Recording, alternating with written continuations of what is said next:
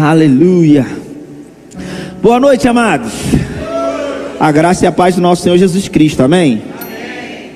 Glória a Deus. Deus é bom em todo tempo Deus é bom.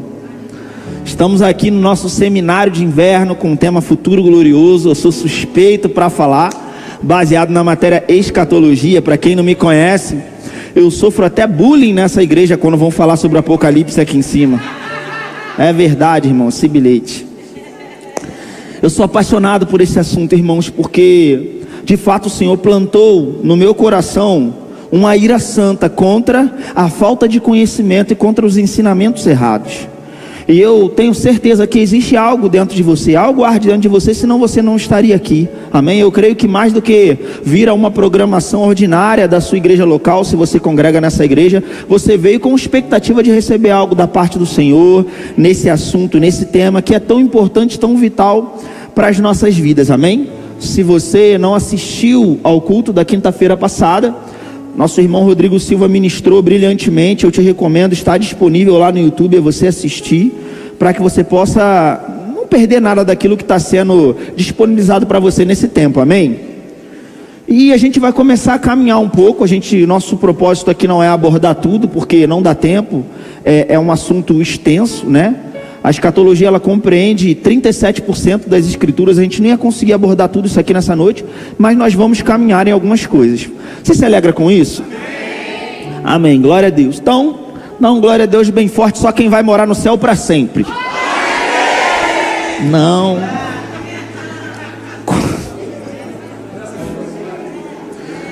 Começamos com o pé esquerdo,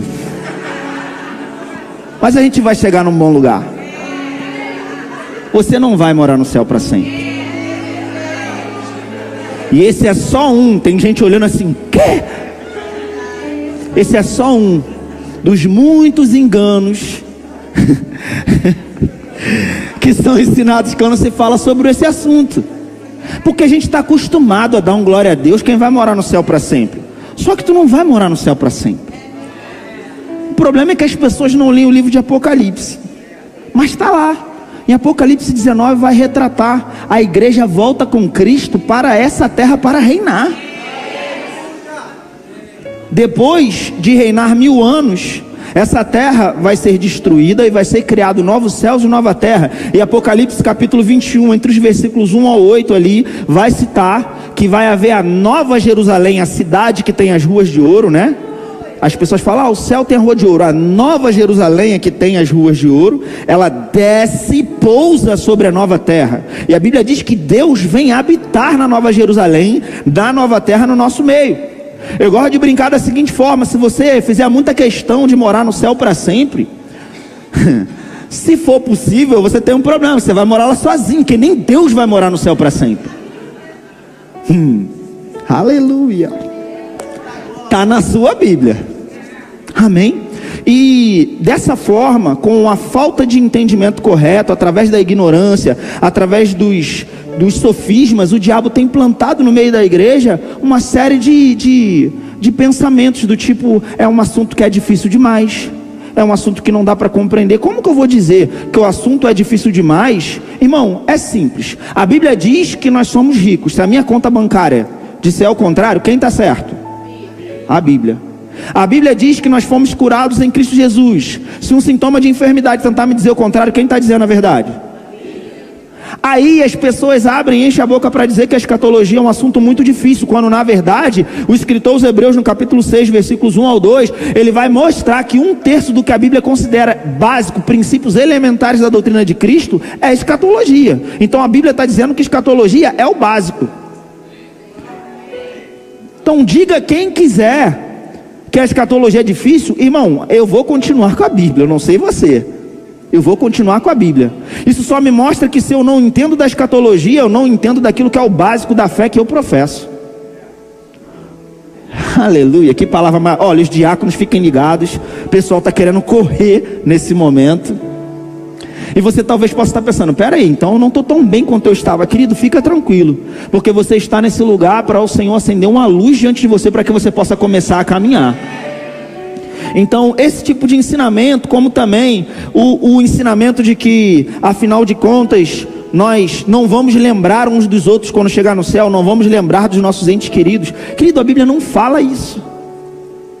Mas, Bruno, se eu chegar no céu não vai ter tristeza. Se eu chegar no céu e eu lembrar de uma pessoa que foi para o inferno, eu vou ficar triste no céu. Então eu não vou poder lembrar, porque no céu não vai ter tristeza. Faz até sentido, irmão. Agora, faz sentido você ter cometido pecados e ganhar a eternidade de graça com o Senhor? Sentido não faz, mas Ele decidiu pela sua graça. Então eu fico com o que a Bíblia diz. E Paulo vai nos ensinar em 1 Coríntios, no capítulo 13, versículo 12, que nós teremos a nossa mente transformada ao tal ponto que nós vamos conhecer a Deus na mesma medida que Ele nos conhece. A sua alma não vai ser igual ela está aqui na terra, que ela é limitada e as emoções te dominam. Ela vai ser como Deus projetou para ser. Você vai ser um ser espiritual que domina sobre as suas emoções. Afinal de contas, Cristo é um homem que está sentado à destra do Pai, na majestade, e Ele sabe de todo mundo que vai para o inferno, e Ele não está em depressão.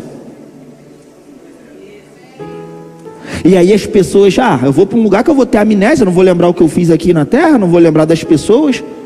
E isso rouba um pouco da expectativa. Ei, Paulo fala que a gente tem que se alegrar como cristãos. A gente não deve ter tristeza como os demais, que não têm a mesma esperança que nós. O mundo, quando morre, acaba. Outras religiões, morreu, acabou. Vai virar uma galinha, vai virar um pato, vai virar uma outra coisa. Irmão, assim, cada um com a sua fé. Mas nós temos uma fé de que nós nos encontraremos nos ares.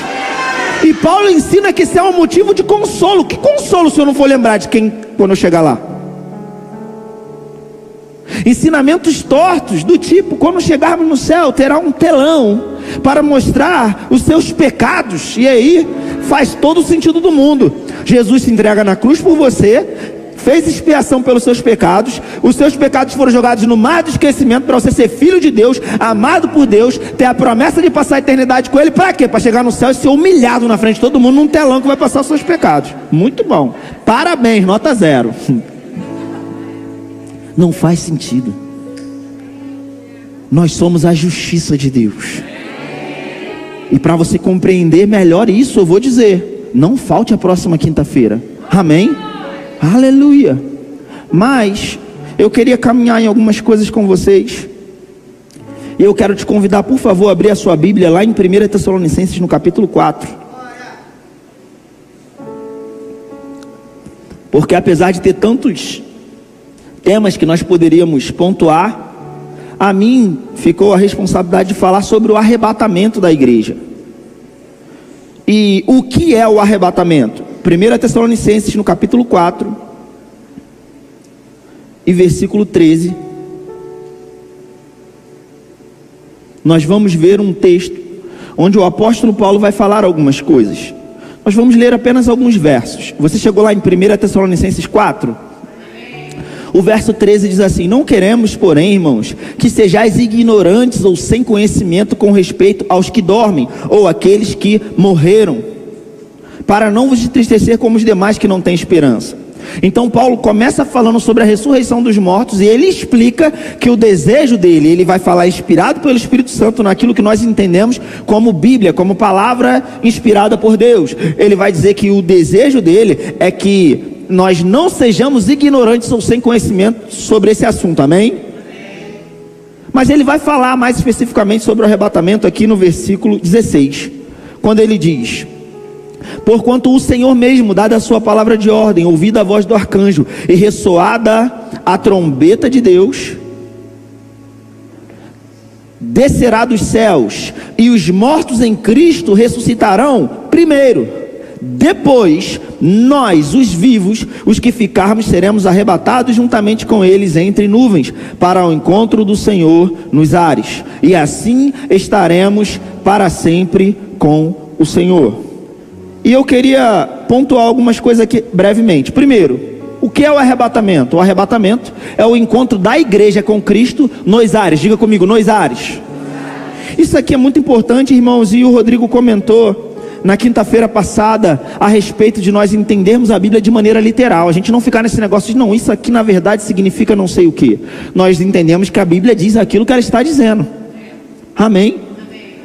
Rodrigo também explicou que nós somos a igreja. E sabe, um dos principais motivos de discussão no meio desse assunto da escatologia é justamente não se entender quem é Israel e quem é a igreja.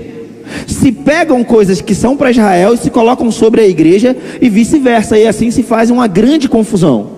Irmãos, isso não é nenhum absurdo. Eu vou dizer para você, você vai ter extrema facilidade de entender o que eu vou te dizer agora. Você vai para Levítico ou Deuteronômio e você lê esses textos e você não acredita, isso aqui está falando especificamente para mim.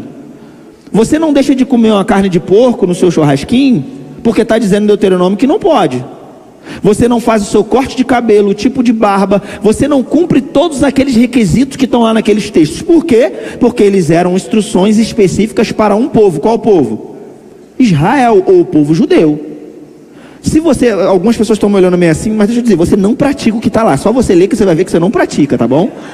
Tem gente que fica na dúvida porque não leu, né, Levítico, você não pratica. Lá fala sobre guardar o sábado, lá fala sobre os tipos de animais que você pode e que você não pode comer, vai falar sobre o corte de cabelo, sobre uma série de coisas.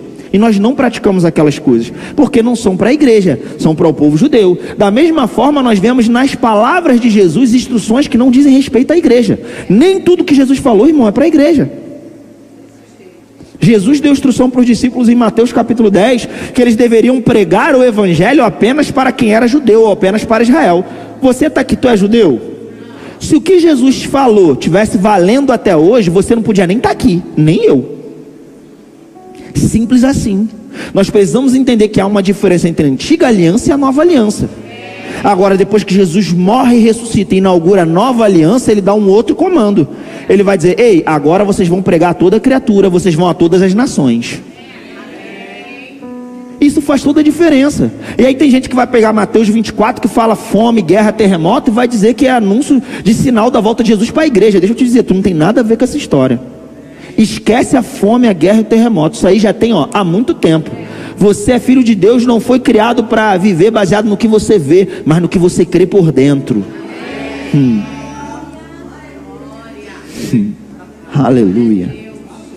São conceitos simples que obviamente a gente não vai conseguir falar algumas coisas. Nós entendemos que o arrebatamento é uma promessa para a igreja, porque nós iremos encontrar com Cristo nos ares. Existem vários textos que vão falar sobre a esperança dos judeus, ou a esperança de Israel.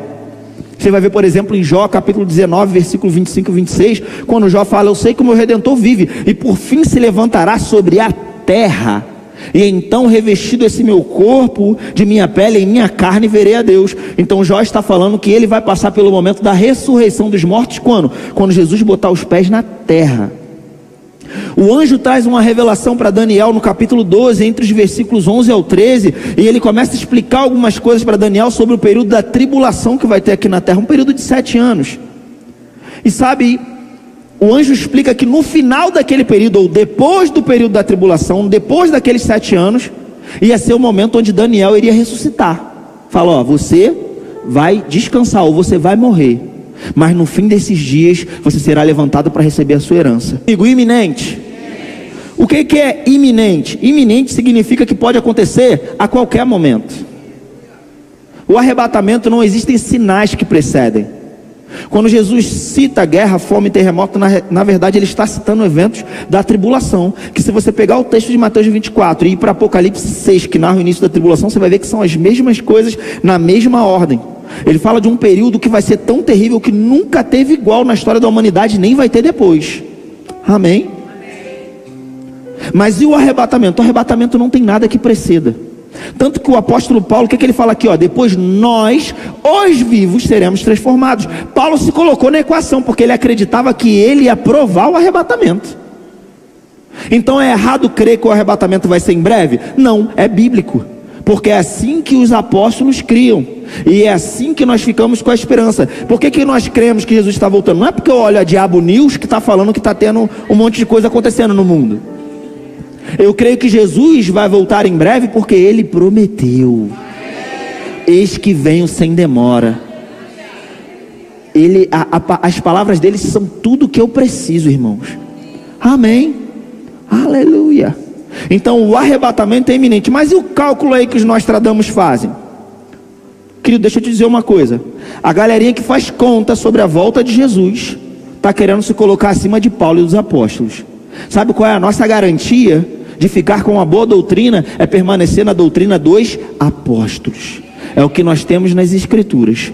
Cuidado com pregações mirabolantes que pegam vários versículos recortados de vários lugares diferentes para tentar te convencer de alguma coisa. Os textos são claros. Entenda um texto pelo seu próprio contexto e o Espírito Santo vai estar selando no seu coração aquilo que é a verdade. Amém? Conheço muitas pessoas que estão aí sofrendo um monte de ansiedade porque ficam ouvindo mensagens que não edificam, apenas trazem peso para cima das pessoas, medo, terror. Mas graças a Deus, você está aqui recebendo uma boa palavra para ser edificado, para ser inspirado, para ter a sua vida transformada. Amém, irmãos? Aleluia, glória a Deus. E eu queria agora, você está em 1 Tessalonicenses, eu queria ver com você, vá comigo por favor, para o texto de 1 Coríntios no capítulo 15, nós vamos passar por mais alguns textos, mas você está num seminário, amém? 1 Coríntios capítulo 15,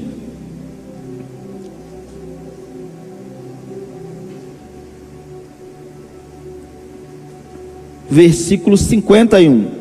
Então nós temos o texto de 1 Tessalonicenses, que nós vimos que Paulo fala sobre o momento do arrebatamento, também é um momento onde vai haver a ressurreição dos mortos. Um detalhe importante, querido, que eu vou citar, e isso pode eliminar muitas dúvidas, porque as pessoas ficam pensando assim: então se a gente vai ressuscitar depois é porque a gente fica dormindo. Não, a Bíblia não ensina que a gente fica dormindo. Nós somos um espírito, nós temos uma alma e nós habitamos em um corpo físico. Quando a Bíblia fala de ressurreição dos mortos, ela está dizendo a respeito do corpo. Quando uma pessoa morre, o seu corpo vai para a sepultura. Amém? Mas tem um dia que esse corpo vai voltar, vai ser ressuscitado. Deus criou o homem para ser espírito, alma e corpo, e assim vai ser lá no final dos tempos. Amém? Glória a Deus. Agora, por que eu comentei isso? Porque quando você entende isso, você não fica numa coisa, então o pessoal que já morreu vai ficar dormindo aí quando a gente for. Não, eles estão no céu, eles estão provando da glória de Deus, e que coisa maravilhosa. Tanto que Paulo fala, incomparavelmente melhor partir estar com Cristo. Não é para ficar dormindo, é para provar da glória de Deus no céu, amém? Eles estão lá, o que acontece com eles? Eles não têm um corpo. Só quem está no céu hoje tem um corpo é Cristo. Mas vai chegar o dia que vai ter um monte de gente com corpo lá no céu. Aleluia, glória a Deus. 1 Coríntios capítulo 15, você chegou lá? Versículo 51, vai dizer assim: eis que vos digo um mistério, nem todos dormiremos ou nem todos morreremos, mas transformados seremos todos. Diga comigo, todos. No momento, num abrir e fechar de olhos, ao ressoar da última trombeta, a trombeta soará, os mortos ressuscitarão incorruptíveis e nós seremos transformados. Então a Bíblia está sinalizando que esse evento vai acontecer em um piscar de olhos, ou num momento, num instante. As palavras originais gregas que foram traduzidas nesse texto, todas elas passam a ideia de rápido, algo que é um instante, se assemelha a uma batida do coração ou de um piscar de olhos. Um piscar de olhos leva 1/10 de segundo. Então não vai ser um arrebatamento como que nós vamos começar a subir devagar para o céu. Vai ser algo rápido, seremos tomados para o Senhor, amém? Que evento que vai ser? Imagina um flash de segundo.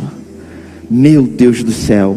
Irmão, continua pregando a palavra, porque eu vou te falar quantas pessoas hoje estão ouvindo a ministração da palavra através da sua boca e da sua vida, e naquele grande dia, quando ficar só a sua roupa, vão se ajoelhar e ainda vão ter uma oportunidade.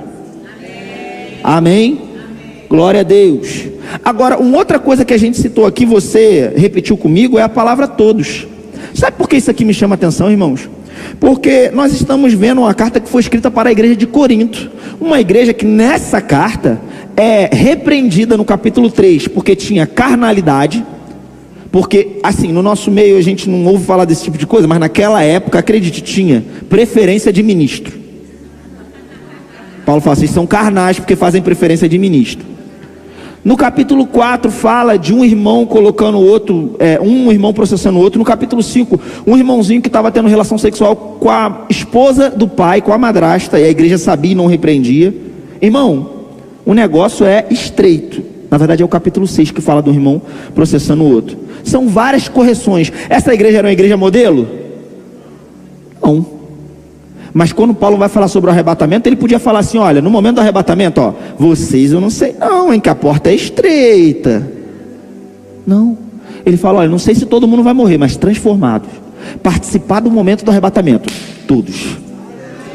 Porque o arrebatamento não é porque você merece, ou porque você é bonzinho, ou porque você é o bambambam. É porque Ele se entregou na cruz do Calvário por mim e por você. O mesmo Deus que te comprou e botou o Espírito Santo para morar dentro de você, é Ele que vai te tirar dessa terra antes de começar o caos que vai acontecer aqui, irmão. Então não é por merecimento. Às vezes as pessoas estão olhando com a ótica errada. Mas eu quero avançar com você ainda no versículo 58. Porque Paulo vai falar sobre esse momento, ele vai falar sobre a transformação do corpo, ou a ressurreição dos mortos. Mas no versículo 58, ele vai dizer o seguinte: portanto, repita comigo, portanto. Irmão, isso aqui é importante.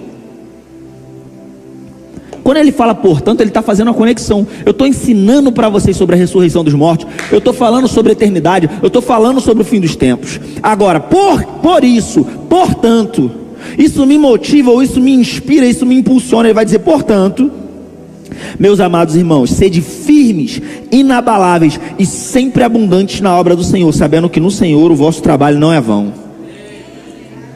Está aí o motivo porque muito crente tem andado de uma maneira...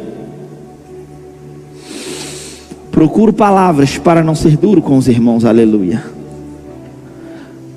De uma maneira tão distante daquilo que Deus projetou. Por quê? Porque não entende de fim dos tempos, não entende de eternidade. Tudo que ele entende é aquilo que está o cercando e que é natural. Paulo fala nesse mesmo texto, 1 Coríntios 15, 19, ele vai dizer: se a nossa esperança em Cristo se limita apenas a essa vida, nós somos os mais miseráveis de todos os homens. A nossa esperança em Cristo não é para andar aqui embaixo em cura, em prosperidade, em alegria e paz. Não é só para isso. Isso também está no pacote, é nosso, nós vamos tomar posse, amém? Mas é muito além. Se parar só nisso, ele está dizendo: ei, se você parar só nisso, você é miserável, porque tem a ver com a vida do porvir. Aleluia. Então entender a eternidade causa um efeito sobre a minha vida. Entender sobre esses assuntos e sobre esses aspectos não são um mero conhecimento, não é um assunto acadêmico, é algo essencial para todo filho de Deus. Vá comigo, por favor, para o texto de Apocalipse no capítulo 3.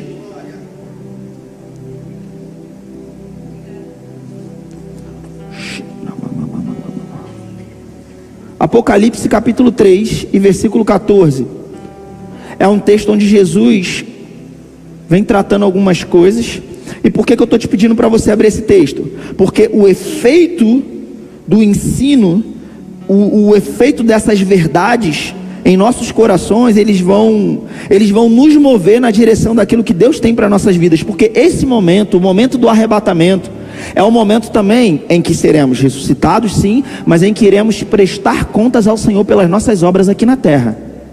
É um momento que estaremos diante daquele que tem os olhos como chama de fogo,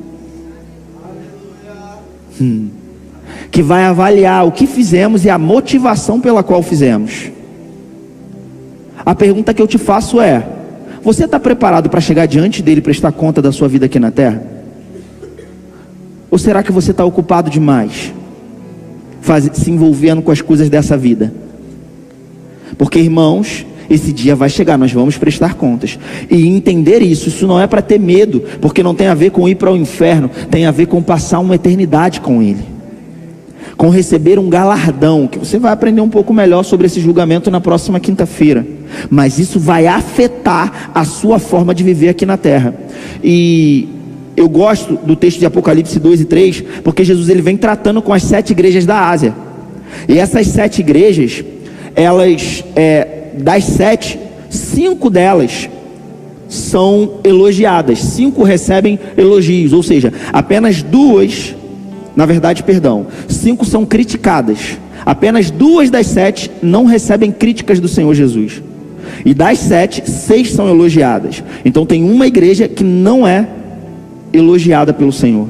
E eu acho que isso faz a gente refletir um pouco, porque se Jesus viesse hoje e fizesse um raio-x da sua vida, o que ele ia ter? Elogio ou crítica? Os dois?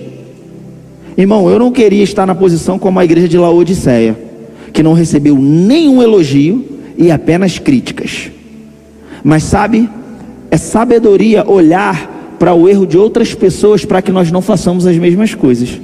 E é por isso que eu queria passear um pouco com você aqui em Apocalipse capítulo 3, versículo 14, que diz assim: ao anjo da igreja em Laodiceia escreve: estas coisas diz o Amém, a testemunha fiel e verdadeira, o princípio da criação de Deus. Conheço as tuas obras, que nem és frio nem quente. Quem dera fosses frio ou quente. Assim, porque és morno e nem és quente nem frio, estou a ponto de vomitar-te da minha boca. Irmão, isso aqui é Jesus falando com a igreja. Uma igreja que causa náuseas em Jesus. Jesus fala: eu estou a ponto de vomitar vocês. E ele segue, versículo 17: pois dizes, estou rico e abastado e não preciso de coisa alguma, e nem sabes que tu és infeliz, sim, miserável, pobre, cego e nu. Aconselho-te que de mim compres ouro refinado pelo fogo para te enriqueceres, vestiduras brancas para te vestires, a fim de que não seja manifesta a vergonha da tua nudez, e colírio para ungires os olhos, a fim de que vejas. Eu repreendo e disciplino a quantos amo. Essa igreja, a cidade de Laodiceia, ela tem algumas informações interessantes. Era uma cidade extremamente rica. Os cidadãos daquela cidade, eles eram muito prósperos. Eles tinham muito dinheiro, ao ponto que no ano 60 depois de Cristo teve um terremoto naquela cidade, e o Império Romano ofereceu recurso financeiro para reconstruir, e os cidadãos não aceitaram. Eles eram tão ricos, imagina, o bairro de Campo Grande, o povo sendo tão rico, que se acontecesse um evento catastrófico, o povo não aceitasse que as autoridades mandassem dinheiro para poder resolver, porque o próprio povo era rico o suficiente para resolver. Esse era o nível da cidade. Era uma cidade que estava numa rota de comércio importante. Ela ficou conhecida como um centro bancário. Então o povo lá era abastecido de recursos. Aquela cidade tinha o que era um óleo frígio, que era utilizado, como um colírio para ajudar a tratar doenças nos olhos. Aquela cidade também tinha lã preta, que era usada para fazer roupas finas e sofisticadas da época. Era uma cidade top, irmão. Tinha um potencial tremendo, e tinha uma igreja operando naquela cidade. Mas sabe que quando Jesus vai tratar com aquela igreja que tinha um potencial para ser tão poderosa, Jesus só traz críticas. Vocês dizem que são abastecidos e não precisam de nada, mas eu estou dizendo, vocês são miseráveis, vocês são pobres. Porque na perspectiva de Deus, não é o quanto você tem, mas o que você faz com o quanto você tem. Ele fala: tem mais, vocês têm um óleo, colírio aí frígio para tratar doenças nos olhos, mas vocês são cegos. Vocês têm a lã preta para poder fazer as roupas mais finas, mas vocês estão nus. Aquela cidade, ela tinha 2 cidades irmãs, uma era Hierápolis e outra era Colossos. Colossos tinha fonte de águas frias, que eram conhecidas como usada para saciar a sede. Hierápolis tinha águas termais ou águas quentes, que eram utilizadas também para tratamentos medicinais. E a cidade de Laodiceia, ela não tinha fonte hídrica própria, então ela trazia água através de aquedutos que vinham direto de Hierápolis. Só que a água que estava quente lá chegava aqui morna, e por isso era considerada nem para uma coisa nem para outra. Alguns estudiosos comentam a possibilidade de a água fria ser aquele que dá de beber aquele que tem sede, então a pregação do evangelho. E da mesma forma a água termal ou água quente serve para cura, então uma igreja que se move em cura, então seria como se fosse algo metafórico. Então é como se essa igreja não estivesse nem pregando o evangelho e nem andando nos dons que deveriam andar debaixo da graça que o Senhor liberou para eles, e por causa disso eram mornos. Eles estavam ligados só nas coisas terrenas. Que perigo que é, irmãos, você está tão abastecido, ter alegria na sua casa, ter paz no meio da sua família, não está faltando nada, não tem nenhuma enfermidade. Que perigo é você ficar num lugar de conforto. Mas sabe, eu creio, nós seremos uma igreja poderosa, que vai andar em obras cada vez maiores. Amém? Então, essas verdades, elas vão nos chacoalhar. elas vão nos colocar em movimento para cumprir aquilo que o Senhor deseja. Eu quero te convidar a abrir comigo, por favor, a sua Bíblia lá no livro de Efésios.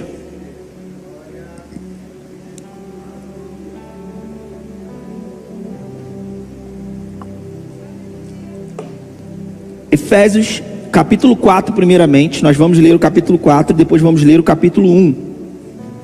Porque já começamos a caminhar em algumas coisas no arrebatamento. E se você talvez está um pouco perdido, eu vou resumir para você aqui.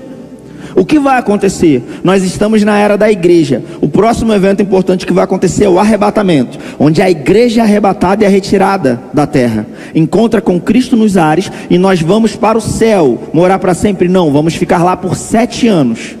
Enquanto isso, vão ter 7 anos de tribulação aqui na terra, onde vai se levantar o anticristo. Por isso que você não tem que ter medo da marca da besta. A marca da besta, ela só tem autoridade para operar na terra depois que a igreja é retirada. Eu ainda vou te dar uma outra informação: na segunda metade da tribulação, quando o anticristo muda o seu sistema de governo. E gente com medo de vacina, de chip, de não sei mais o que. Irmão, você não tem que ter medo de nada não. Você é filho de Deus. Você foi salvo pela graça mediante a fé. Vai temer o quê? Vai temer a quem? Amém?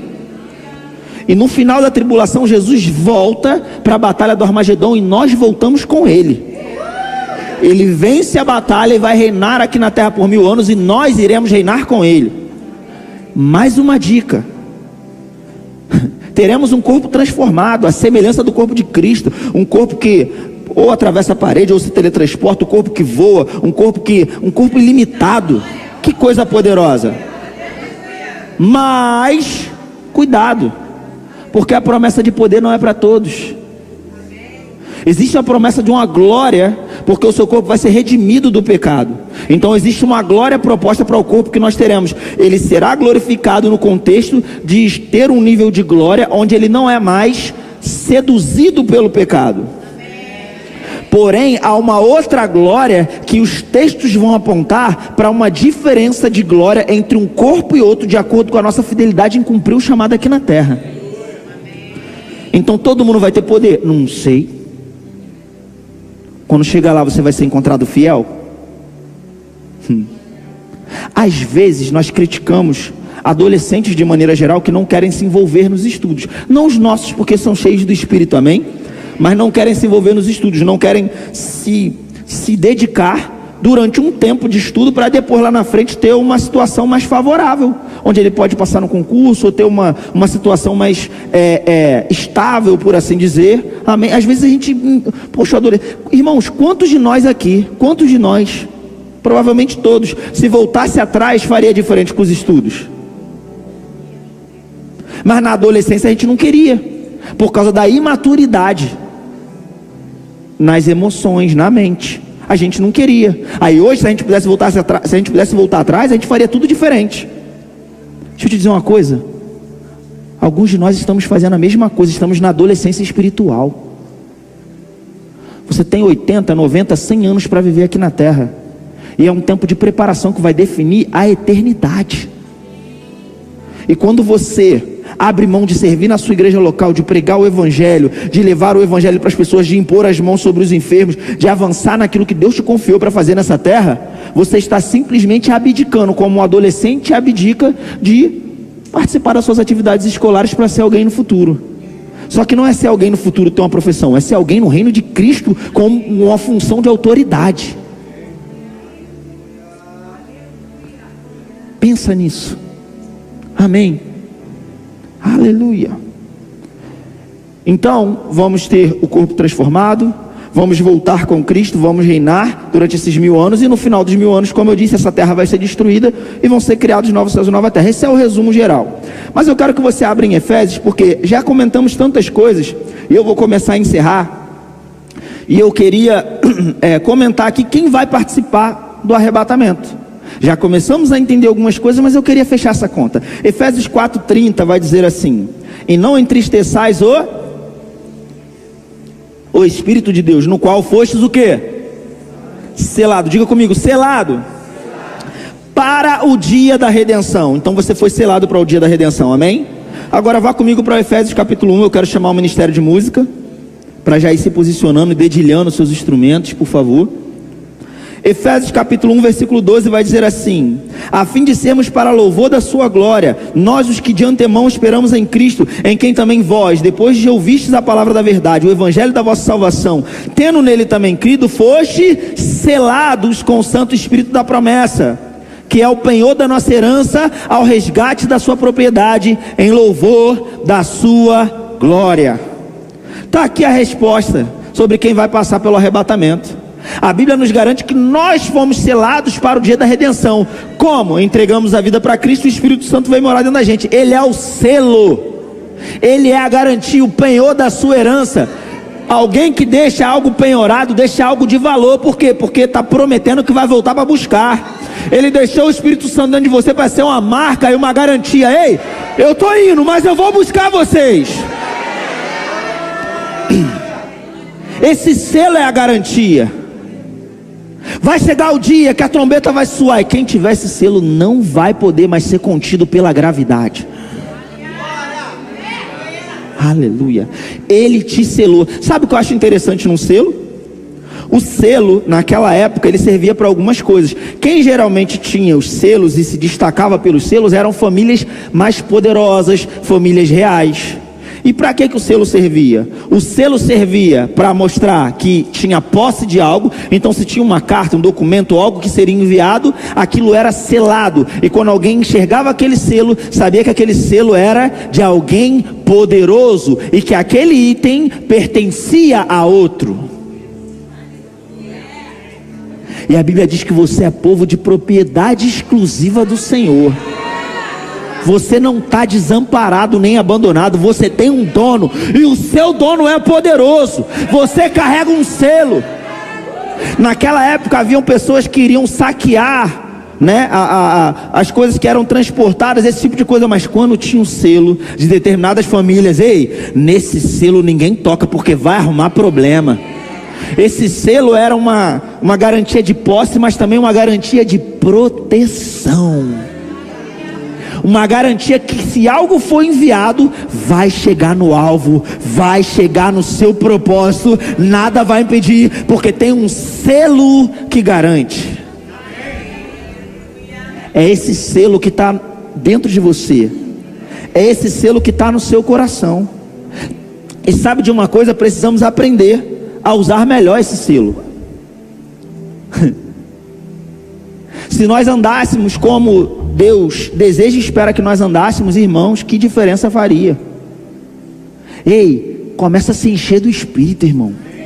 Sabe, o Espírito Santo tem ministrado muito ao meu coração, Bruno. Ou você está pressionado, preocupado, ansioso, ou você está cheio do Espírito. As duas coisas não tem como. Ou uma coisa, ou você é pressionado ou você pressiona. Se você está sendo pressionado, irmão, é porque você não está pressionando o suficiente. Porque o poder que ressuscitou a Cristo dentre os mortos habita dentro de você. O que falta às vezes é uma decisão, uma prioridade. Porque nós falamos que Jesus é o meu Senhor, mas às vezes seu Senhor é o seu celular, porque é para Ele que você dá o seu tempo o dia inteiro. Porque nós gastamos tanto tempo em um aparelho. Ei, eu tenho aprendido que quando eu digo não para o meu celular, eu estou dizendo não, eu estou dizendo sim para Jesus. Quando eu estou dizendo não para poder abrir e ver quem me mandou uma mensagem, eu estou dizendo: Senhor, eu estou aqui, eu estou contigo, você é minha prioridade. Irmão, nós vamos provar níveis de unção que você não faz ideia, mas você precisa ativar isso. Isso precisa ser uma prioridade. E isso só vai ser uma prioridade quando você entender que você não é daqui, que o que você está vendo é um engano. Ei, o diabo está lutando com algumas pessoas e está ganhando através do engano. Ele não pode te tocar, ele não pode mexer. O que ele pode é parar você te distraindo. É a grande arma dele. Mas se você colocar os olhos no lugar certo, meu irmão, para a gente fechar o último texto, Romanos, no capítulo 8, você vai alcançar o propósito que Deus planejou para você. Há um futuro glorioso, sim, naquele grande dia. Mas eu vou te dizer, enquanto aquele grande dia não chega, há um propósito aqui na terra. E eu creio em nome de Jesus uma consciência de eternidade crescendo dentro de você. Eu creio como o Senhor ministrou no meu coração, através de algumas mensagens que eu andei ouvindo, que nós possamos passar para um tempo onde eu não possuo um propósito, o propósito me possui. Porque quem possui faz o que quiser com aquilo que é possuído. Se eu possuo um propósito, eu faço o que eu quiser com o meu propósito. Mas se o propósito me possui, nada mais é meu, irmão. Irmão, deixa eu te dizer uma coisa. O dinheiro não é 10% do dízimo para a primícia, para a igreja, e 90% seu. É tudo seu, nada é meu. É tudo dele. Não é meu, não é seu, é dele. Quando isso cai no teu coração, irmão, deixa eu te dizer, tem muito crente a ponto de explodir prosperando como uma bomba. Mas precisa ligar algumas coisas. Você precisa entender as suas prioridades. Você precisa posicionar coisas no seu coração, para que Deus libere aquilo que do céu já está reservado para você.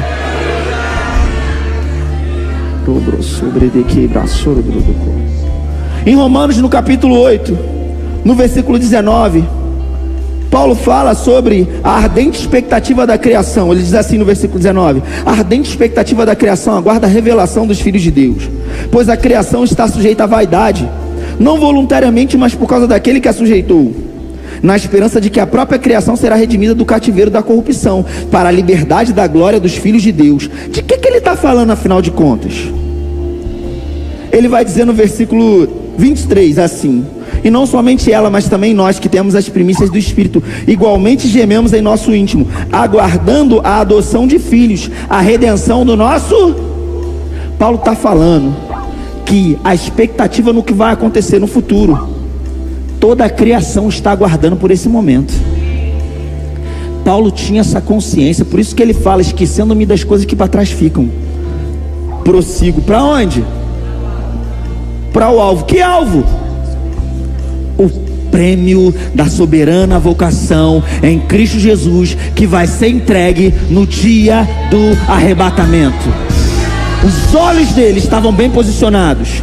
Sabe, tem muito crente que foi criado para ser um caça, um helicóptero de guerra, mas não está se movendo como deveria, porque está usando combustível errado. Começa a colocar a eternidade dentro do seu coração, e você vai ver como você vai ser operante para o reino de Deus. E é nessa convicção que Paulo chega no versículo 31, dizendo: que diremos, pois, à vista dessas coisas? Se Deus é por nós, quem será contra nós? Não foi aleatório que ele falou isso. Ele vinha falando sobre uma esperança futura, que tira os meus olhos daquilo que acontece aqui na terra e coloca naquilo que é eterno. Que diremos, pois, à vista dessas coisas? Se Deus é por nós, quem será contra nós? Aquele que não poupou seu próprio filho, antes por todos nós o entregou, porventura não nos dará graciosamente com ele todas as coisas? Quem tentará acusação contra os eleitos de Deus? É Deus quem os justifica. Quem os condenará? É Cristo Jesus, quem morreu, ou antes quem ressuscitou, o qual está à direita de Deus e também intercede por nós. Quem nos separará do amor de Cristo? Tribulação, angústia, perseguição, fome, nudez, perigo, espada. O que te aflige? Conta para pagar? Problema financeiro, perseguição no trabalho, sintoma de enfermidade. O que está te afligindo? Coloque os seus olhos no lugar certo, e a Bíblia está dizendo, você vai poder dizer: ei, o que são essas coisas diante do meu Deus, diante do meu Senhor, diante do futuro que Ele tem para mim? Como está escrito: por amor de ti somos entregues à morte o dia todo, fomos considerados como ovelhas para o matadouro. Em todas essas coisas, porém, somos mais que vencedores por meio daquele que nos amou. Você não é mais que vencedor por causa de um versículo decorado. Você não é mais que vencedor porque você foi congregar numa igreja muito legal, ou que tem uma palavra muito boa. Paulo está explicando aqui. Em todas essas coisas, porém, somos mais que vencedores por meio daquele que nos amou. Por quê? 38. Por quê? Eu estou bem certo de que nem a morte, nem a vida, nem os anjos, principados, coisas do presente, do porvir, poderes, altura, profundidade, nem qualquer outra criatura vai poder me separar do amor de Deus que está em Cristo Jesus. Você é imparável, aleluia! Vamos adorar. Aleluia. Sabe, algumas pessoas ficam discutindo: a igreja vai ser arrebatada antes da tribulação. Não, a igreja vai passar pela tribulação, no final da tribulação ela encontra com Cristo. Não. E sabe, é um debate bem grande. E se você nos visita, ou se você não está acostumado com a doutrina que nós cremos nesse lugar, Talvez isso possa soar para você como as possíveis teorias. Deixa eu dizer uma coisa: aqueles que estão aqui, que têm entendimento dessas coisas que estão sendo faladas, não creem numa teoria, creem na palavra. Eu não acredito numa teoria. Eu tenho meu coração cheio de uma convicção, e eu morreria por essa convicção.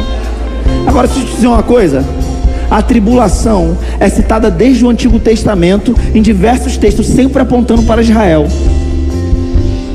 por causa da sua desobediência, por causa daquilo que eles realizaram. E no final das contas eles crucificaram a Cristo. Mas Deus, sendo rico em misericórdia, vai dar esses últimos 7 anos, e a Bíblia fala que vai haver uma grande conversão em Israel como nação. Agora, nesse tempo de tribulação, outras pessoas vão ser salvas. E a igreja? A igreja não vai estar aqui. Agora, cuidado, porque é bem verdade que essas pessoas que creem de outra forma acusam aqueles como nós que creem que vão ser arrebatados antes, de uma forma que eu acho até bem genuína, porque eles falam sobre ser escapista, que é fugir da tribulação. Cuidado, irmão. Você é a noiva de Cristo. Eu sempre pergunto: quem é você? A noiva fujona ou a noiva apaixonada? Você quer ser como aquela jovem que quer casar porque está desesperada para sair da casa dos pais, porque não consegue se relacionar mais com o pai e com a mãe? Ou você quer ser como alguém que vai constituir uma família porque de fato está apaixonado e deseja estar com o outro? Eu não quero ser arrebatado porque eu estou fugindo do anticristo. Deixa eu te falar um negócio: se fosse para encarar o anticristo, a gente ia ter que estar aqui. E deixa eu te dizer mais: se você não está com disposição para enfrentar o anticristo, a tribulação, você está querendo ser arrebatado pelo motivo errado. O que está precisando é você começar a encher o teu coração, porque quando você vai para Apocalipse, as 2 igrejas que não foram criticadas e receberam só elogio, foram igrejas que estavam disponíveis a morrer por Cristo. Ei, chegou um tempo de renúncia novo. Não é para todos, mas alguns vão seguir o fluxo. Renúncia, renúncia, renúncia, renúncia, propósito, renúncia, intensidade. Mergulhando mais fundo na oração. Eu declaro em nome de Jesus: você vai estar na sua casa, o Espírito Santo vai te pegar de jeito para intercessão. O Espírito Santo vai te pegar de jeito para fazer coisas que você nunca fez, para interceder, para se mover. Você vai receber instruções e direções da parte de Deus de forma que você não imaginava e não esperava. Se prepara para os melhores dias da sua vida, mas tenha disposição para renunciar. Tenha disposição para dizer: ei, Pai, o dinheiro não é meu, o tempo não é meu, os dons, os talentos, a habilidade, a inteligência não é meu, é tudo para o Senhor, é tudo seu. Você é o meu Senhor, recebe a minha vida. Entregar o seu coração como holocausto diante do Senhor.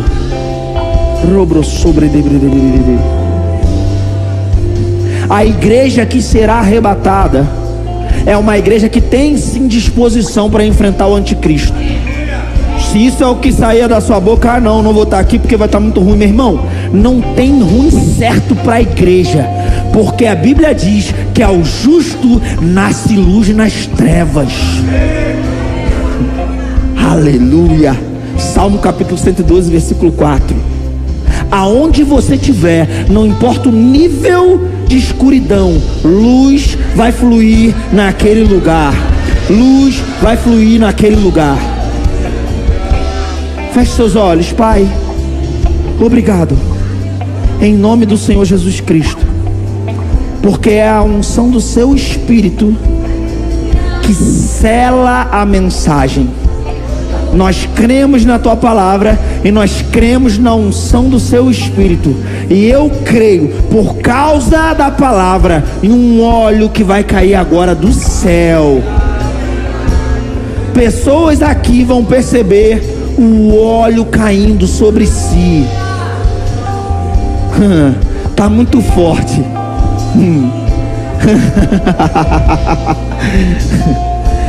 Vai cair um óleo, tem um manto caindo sobre algumas pessoas. Ei, coração entregue, coração com disposição para fazer renúncias. É um óleo caindo. Na minha percepção é como mel. É como se fosse um óleo grosso, como mel, caindo sobre. Deus vai levantar avivalistas nesse tempo. Pessoas que não dependem da sua foto em um rosto de banner, não dependem de ser conhecidas dentro de uma estrutura ou de um prédio, mas que serão conhecidas no céu, por causa da sua fidelidade, por causa da sua devoção, do seu amor ao Senhor. Não é uma mensagem comum, mas eu creio, vai ativar pessoas incomuns.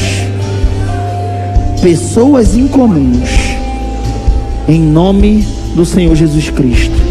Amém?